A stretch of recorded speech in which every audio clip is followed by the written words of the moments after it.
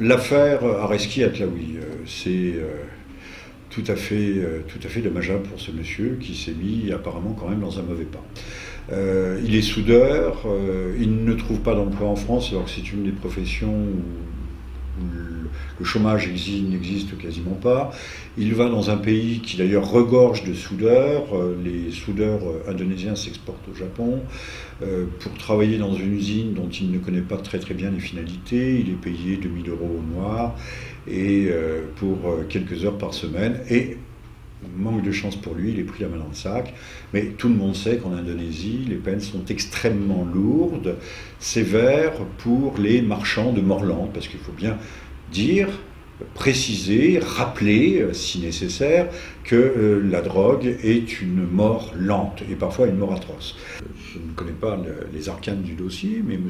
Areski-Atlaoui aurait été dans un premier temps condamné à la perpétuité. Alors, ce qui laisse au bout de quelques années, d'ailleurs il vient de passer presque 6 années en prison, de faire jouer très discrètement des influences diplomatiques et autres, de procéder à des échanges, à des opérations de bons procédés, comme on dit, et donc de rentrer chez soi discrètement dans les pénales. Monsieur Atlaoui a choisi la mauvaise option, il a fait appel. Et c'est à l'occasion de cet appel que la condamnation à mort est tombée. Il y avait eu sans doute un changement politique entre-temps, un durcissement de la politique de répression pénale à l'égard de la drogue, qui est un fléau. Faudrait voir, je crois qu'il n'y a pas de drogués au Japon pour la bonne et simple raison que on ne va pas chouchouter, il n'y a pas de salle de shoot au Japon, mais quand on attrape un drogué, on le met dans une cellule spéciale et il se dégrise, une cellule de dégrisement, en tout cas de désintoxication, et donc il souffre le martyre pendant quelques jours, puisqu'il est en état de sevrage. Et ce qui fait qu'au Japon, il n'y a quasiment pas de drogués. Alors, ce n'est pas à nous d'intervenir dans la justice, dans les lois souveraines de l'Indonésie, qui est un État à forme démocratique, une démocratie asiatique. Et monsieur Areski, c'est son prénom, Atlaoui, est condamné à mort, et depuis des années, d'ailleurs, il est incarcéré. Son épouse est en contact permanent avec le Quai d'Orsay, mais également avec la présidence, et la France se mobilise pour le faire élargir.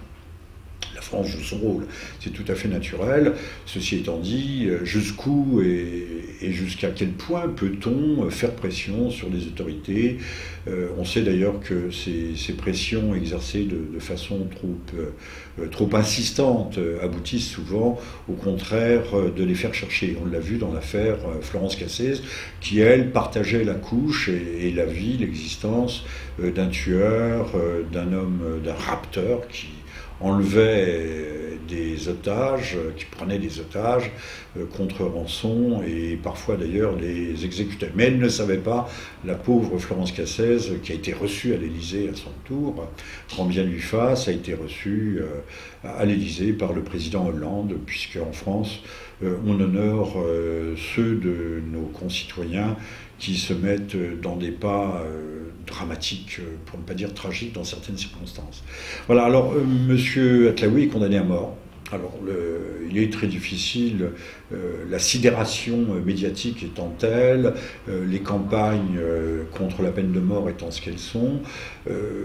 Personnellement, en tant que catholique, je considère que nous sommes tous des condamnés à mort, que tôt ou tard, à un moment ou à un autre de notre vie, plus tôt, plus tard, nous serons amenés à être confrontés à cette échéance. Parfois les choses se passent du mieux du monde, si je puis dire, et parfois se passent très mal. Toujours est-il que la peine de mort pour moi ne constitue pas un obstacle intellectuel, puisque assumer ses actes, assumer le châtiment qui est imposé par la société lorsque ce châtiment est légitime, justifié, n'est pas exorbitant, exorbitant de la morale ou de la pensée ou de l'ordre cosmique, si je puis dire. C'est une façon d'accéder à la rédemption, au pardon des hommes et à la rédemption divine dès lors que l'on y croit. Tout cela n'a rien de véritablement extravagant.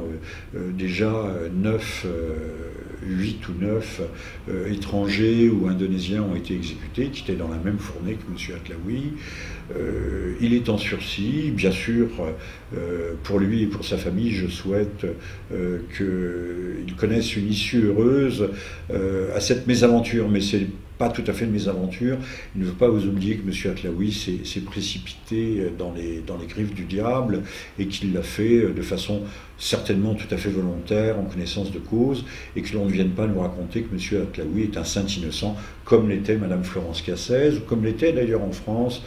Je me souviens des immenses campagnes médiatiques, des groupes de pression qui étaient constitués pour faire libérer Pierre Goldman, qui a de son côté connu une fin tragique, puisqu'il a été abattu par des trafiquants d'armes, certainement des trafiquants d'armes du Pays Basque.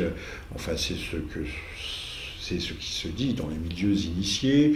Pierre Goldman qui avait été accusé de l'assassinat de 2 ou 3 pharmaciennes qui avaient été condamnées pour ce faire et que la justice avait trouvé expédient de gracier. Mais il y a eu d'autres cas comme l'affaire Nobel Peace, qu'on ferait bien d'avoir en mémoire, qui, sorti de prison grâce à la pression populaire, médiatique, enfin populaire, de minorités actives et agissantes, Nobel Peace a été repris la main dans le sac, si je puis dire, pour le viol d'une ou 2 Américaines. Il avait été repris aussi, il avait dans sa voiture, mais c'était un accident, des plaques de faux monnayeurs, de faux monnayage. Des gens mal intentionnés les avaient placés à son insu dans le coffre de son véhicule, si je me souviens bien. Mais si on remontait plus loin, on verrait que l'État français s'est souvent impliqué dans des affaires d'assassinat en dehors de nos frontières ou des affaires crapuleuses, des affaires de crime.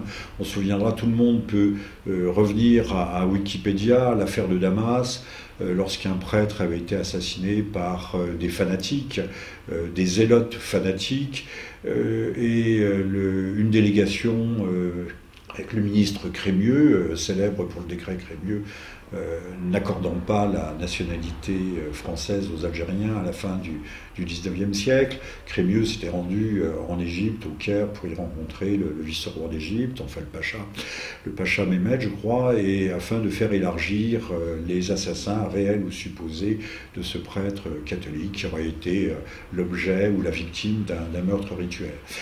Finalement, le sultan Constantinople va libérer les 9 survivants sur les 13, puisqu'apparemment 3 sont morts en prison, les 9 condamnés, mais personne n'affirme leur innocence.